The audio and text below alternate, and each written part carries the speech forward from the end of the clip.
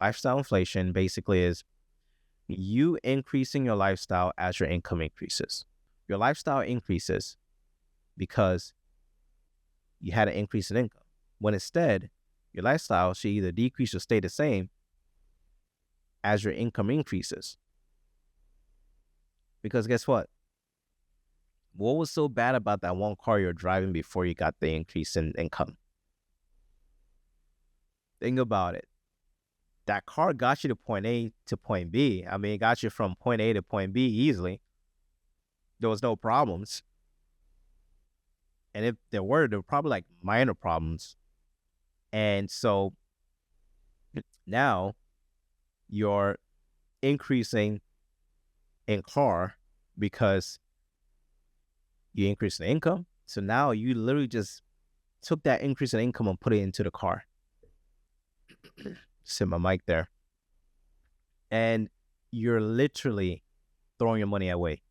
That's essentially what you just did. You just threw it away. Oh, here's the here's the income increase, and here it is out the window, buying this luxury car to impress others, to signal to others, hey, look, I got an increase in income.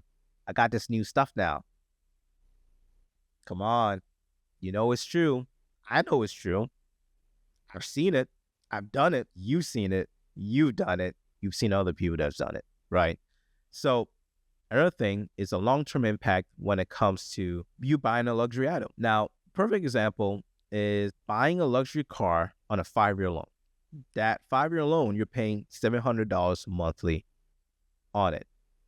Now, that $700 could instead be money that grows over time to $56,000 in 10 years if you invested it at a modest return.